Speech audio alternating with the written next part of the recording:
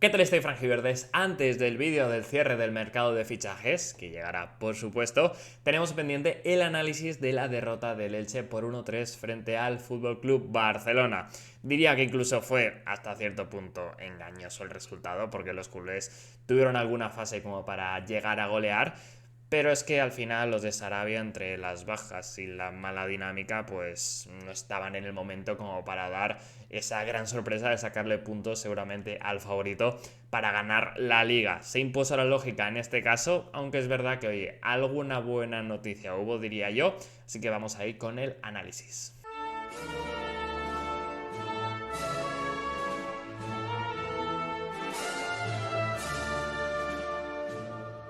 Comenzamos como siempre repasando cuál fue la alineación del Elche, y como en las últimas semanas el equipo franjiverde estuvo condicionado por el tema de las bajas. Vigas, por ejemplo, estaba en convocatoria, pero seguramente no para ser titular. Rafa Mir, que finalmente no entró, y demás. Y sobre todo lo de Alex Febas, que estuvo sancionado y se perdió su primer partido de la temporada. Sarabia utilizó un 4-3-3 en vez del 5-3-2 más habitual y que quizá podíamos prever por la entidad del rival. Y detalle a destacar el tema de los laterales a pie cambiado, porque Pedrosa jugó por la derecha, John por la izquierda. Lo natural siempre es que el lateral zurdo vaya a su izquierda, pero en este caso Sarabia diría que en contextos en los que prefiere la defensa, como en partidos ante el Barça, y ya demostró precisamente la ida en Montjuic, pues prefiere que ante extremos a pierna cambiada su lateral también lo sea, de forma que si Lamine Yamal es zurdo, va para adentro con su pierna y John es diestro, piensa que tendrá más fácil para defenderlo. Por eso supongo que vimos a John por la izquierda fuera de posición y haciéndole casi un marcaje individual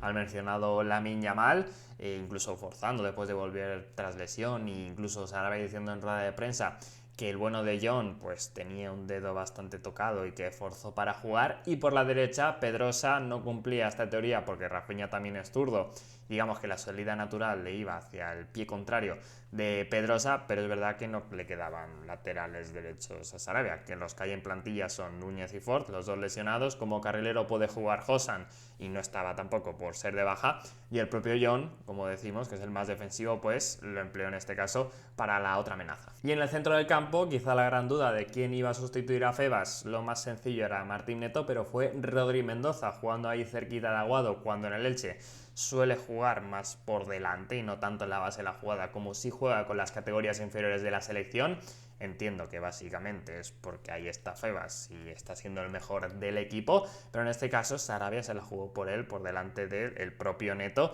que venía teniendo más continuidad y que además también perdió en este caso la batalla por la media punta, por decirlo así, con Grady Dieng, que va a estar también un pelín por delante, en ese caso siendo más la competencia directa, diría yo, en esa posición. Y que, por cierto, en este caso Sarabia cambió los interiores de perfil, que normalmente juega Dieng por la derecha para recortar hacia adentro y tener el golpeo, y Rodri Mendoza generalmente también había jugado al revés, pero en este caso jugaron ambos, el diestro a la derecha, el zurdo a la izquierda, más mirando hacia la banda y quizá con el objetivo de ser más verticales. Y por delante quizá lo más normal hubiera sido ver a Álvaro Rodríguez en punta, por la derecha Valera y por la izquierda Yago Santiago o Adam Boyar. Sin embargo, Valera fue por la izquierda, también para ayudar en defensa y atacar mucho en esa zona, que lo vimos durante el partido. Cayó a banda derecha Álvaro Rodríguez, que lo habíamos visto poco, pero es verdad que es un delantero con esa polivalencia y capacidad para según qué partidos, con esa potencia que también tiene, caer eso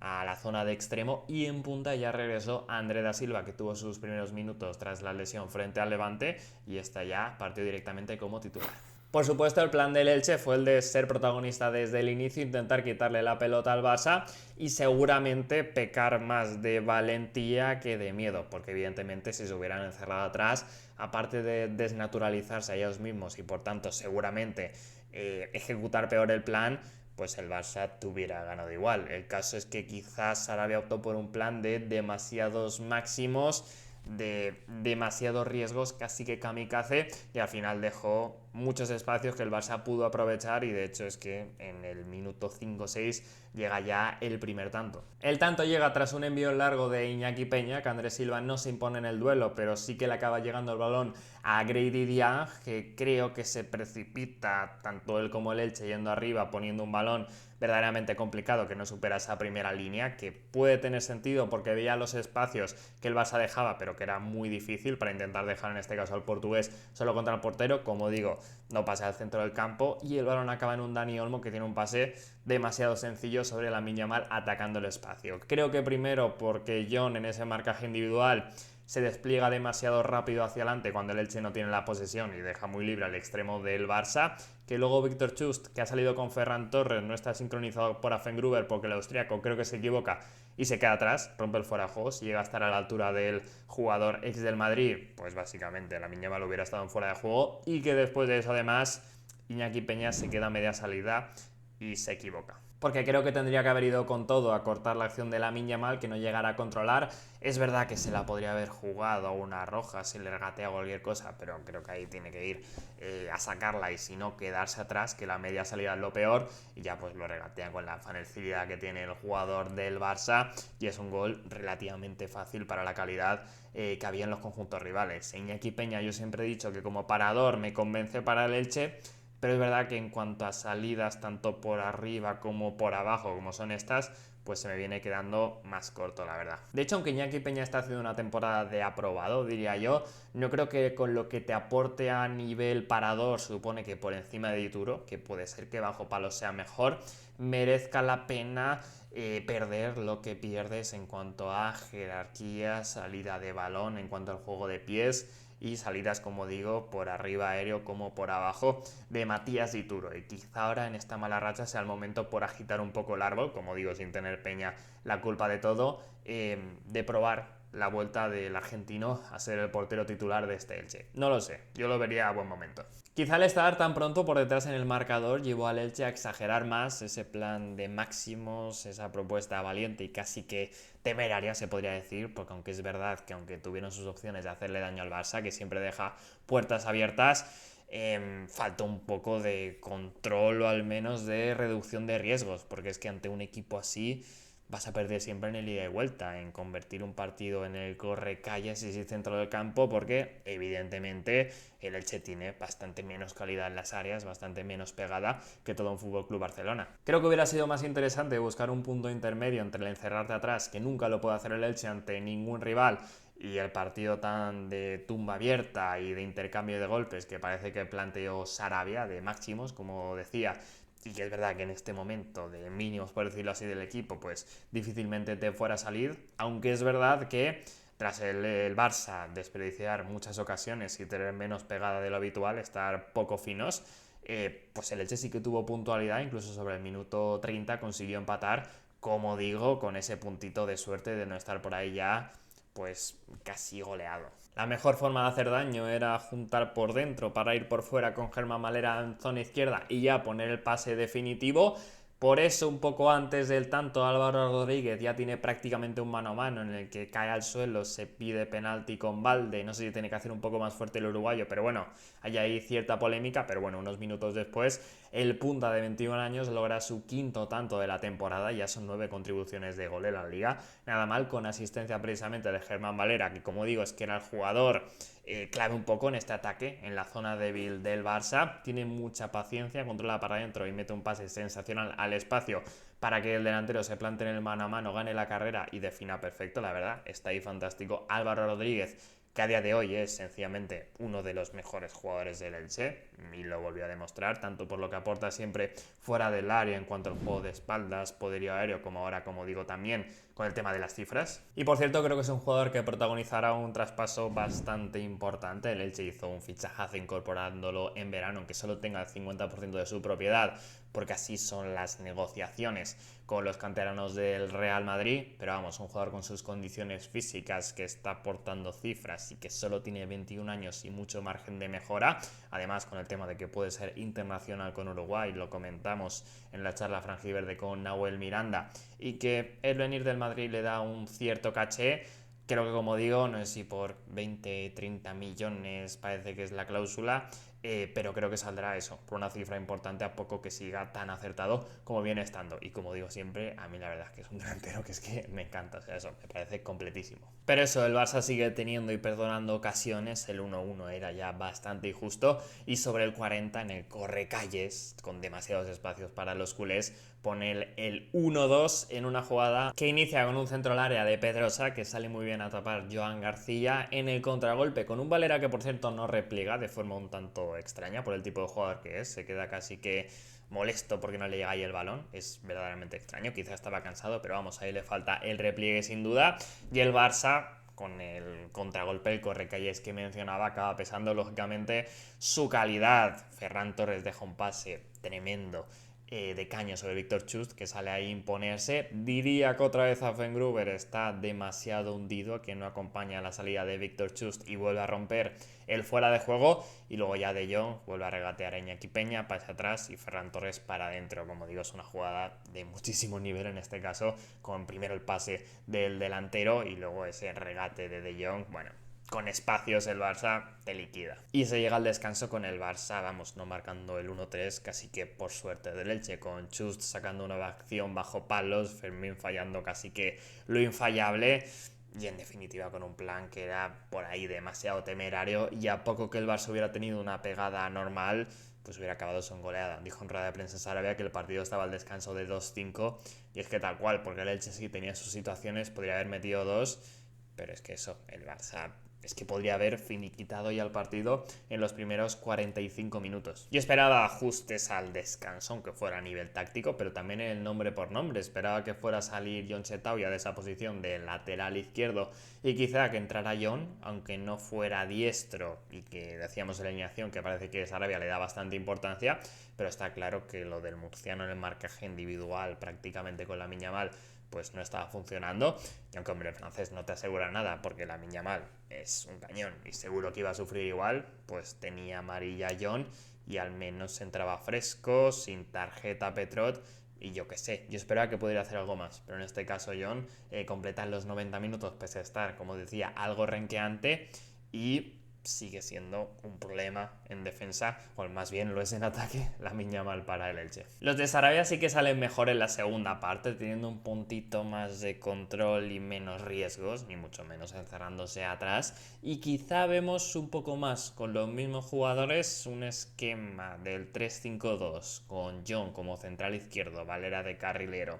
y la doble punta Andrés Silva con Álvaro Rodríguez, que el 4-3-3 de la primera parte. Puede haber por ahí un ajuste táctico en general y, como digo, yo creo que de planteamiento, sin pasarlo tampoco a mínimos, es algo menos exagerado y sale bien, de hecho, se podría decir, tras el descanso, el conjunto franjiverde. De hecho, sobre el 50 tienen un par de ocasiones bastante claras, aprovechando los espacios que seguía dejando el Barça, primero con Valera atacando por la izquierda y Álvaro Rodríguez rematando por abajo dentro del área tras quedarse un poco atrás el control, pero defendiendo cerquita del palo y quedándose cerquita de su doblete, y también de asistir a Rodri Mendoza en este caso, que entraba muy bien desde atrás y definía ante Joan García en el mano a mano que anulaban por estar en fuera de juego. Pero y aparte del buen inicio en cuanto a sensaciones, dos ocasiones claras para mencionar que el Elche, una vez el Barça le había dejado vivo, iba a tener sus opciones. Sobre el minuto 56, primer cambio de Sarabia, un tanto extraño,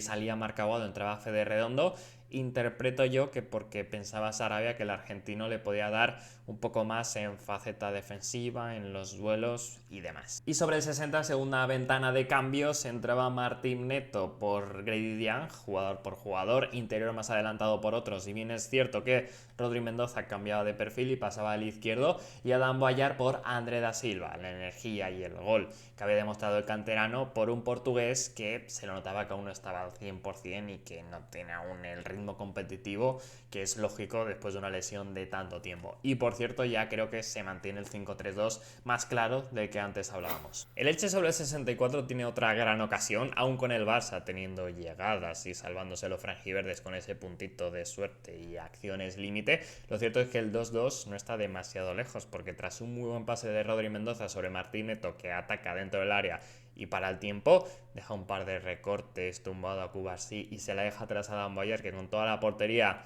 se precipita, elige mal la superficie de contacto y la manda muy lejos de la portería de Joan García, pero vamos, tiene un remate franco ahí el Elche y como digo, bastante clara, si bien el Barça siempre genera un puntito más, aunque como digo, en la segunda parte compiten bien los de Sarabia, diría yo, están en partido. Aunque sobre el 71 el Barça ya pone el tercero que tarda mucho en llegar, como decía, es en esta acción en largo sobre Lamine Yamal que puede ser que saque de cabeza la pelota de fuera del campo, está ahí en duda, entiendo que no interviene el VAR porque no hay ninguna toma clarísima, pero bueno, es una acción polémica. Aún así, luego en velocidad se va de Jong, pone el pase atrás, Affengruber salva de primeras, milagrosamente no se mete el balón en propia, pero sí que está muy bien Rashford ya para liquidar y poner el merecido tercer gol del Barça. Pero bueno, como digo, pese al tema arbitral que no está muy claro que puede ser que hacerle esa acción, tampoco creo que el Elche pueda quejarse de, digamos, fortuna de que le cayeran contra todo, porque es que es eso, por una cuestión de precisión. El Barça, si no era ahí, seguramente, bueno, seguro merecía haber anotado el tercero antes y posiblemente lo hubiera hecho después, ciertamente. Poco después llegan los dos últimos cambios de Sarabia, en este caso Petrov por Affengruber, entiendo que para refrescar esa zona, porque Petrov zurdo se iba a enfrentar a Rashford, diestro, lo que comentábamos al principio. Honestamente, ahí también pensaba que el bueno de Petrov iba a entrar por John, pero finalmente completa todo el partido. Y luego el debut de Lucas Cepeda en banda derecha por Álvaro Rodríguez, que ya estaba bastante cansado, tocado físicamente, y ahí pues tenía su opción el chileno, al que por cierto aún le debemos un análisis que llegará en el vídeo del mercado de fichajes general, pero oye, que dejó sus detallitos. Sobre todo esa acción que ataca bien el espacio y se le nota que es zurdo, cruza con la derecha ante la presión también de Eric García, y acaba la pelota mansa en las manos de Joan García, pero bueno, ahí como digo, Cepeda estuvo cerquita de dejar su sello, en principio tiene un golpeo buenísimo, pero claro, es con la izquierda, ahí pues bueno, se le notó que es muy, parece, zurdo cerrado.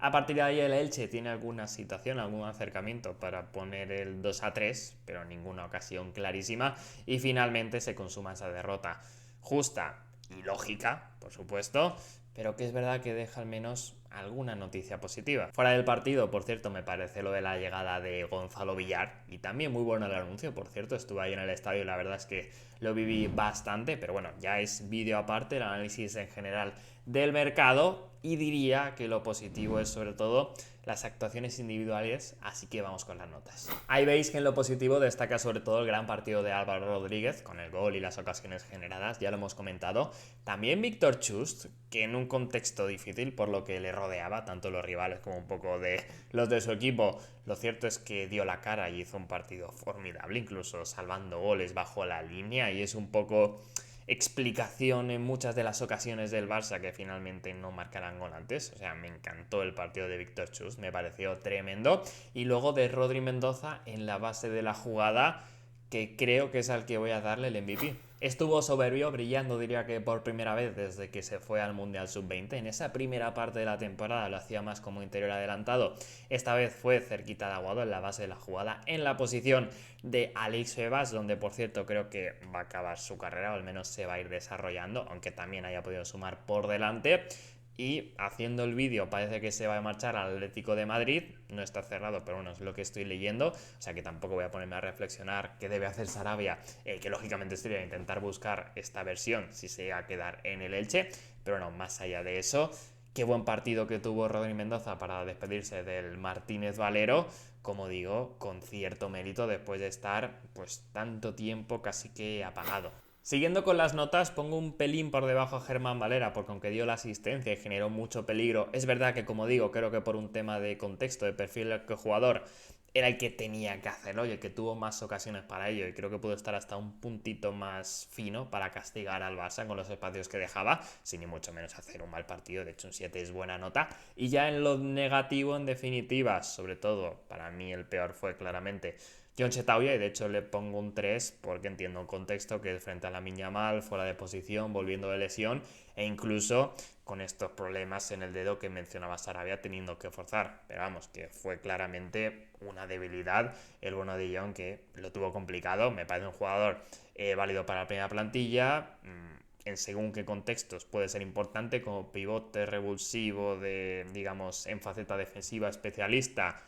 como tercer central, lateral defensivo mejor por la derecha, pero es verdad que pues sufrió mucho y creo que el suspenso es lógico. Y hasta aquí el vídeo. Al final creo que es una derrota con la que cualquier franjiverde podía contar por la entidad del rival y porque el momento del Elche no invitaba al optimismo de que se pudiera rascar algún punto. Al menos cayeron con su esencia y orgullo, si bien con ese plan quizá demasiado valiente, hasta el punto de que lógico hubiera sido llevarse una goleada, pero no creo que sea una derrota que tenga que hacer demasiado daño por ello, y que lo importante es pues intentar puntuar fuera de casa frente a la Real Sociedad, y sobre todo ese partido frente a Osasuna en casa, que será quizá la primera final de esta temporada y que veremos si llega ya con el Elche en descenso o rozándolo. En todo caso es cosa del futuro, como digo, antes tienen que visitar la Real Sociedad y antes en el canal llegará el análisis definitivo del mercado de fichajes una vez haya cerrado, que la grabación de este ha estado bastante marcada por las últimas horas. En la tarde que lo estoy haciendo ha estado bastante movido, perdón por ello y por no poder tenerlo el mismo día. O sea, ahora mismo no tengo claro lo de Rodrigo Mendoza, que es lo gordón, que tiene pinta que se va a ir, pero bueno, eso es otro vídeo. Si quieres verlo te recomiendo suscribirte, estar atento al canal, dejar tu like si te ha gustado este vídeo, darle al botón de hype, cualquier tipo de comentario de feedback del partido, de los fichajes, si quieres ir a adelantarlo o en general, y eso, nos vemos en el siguiente.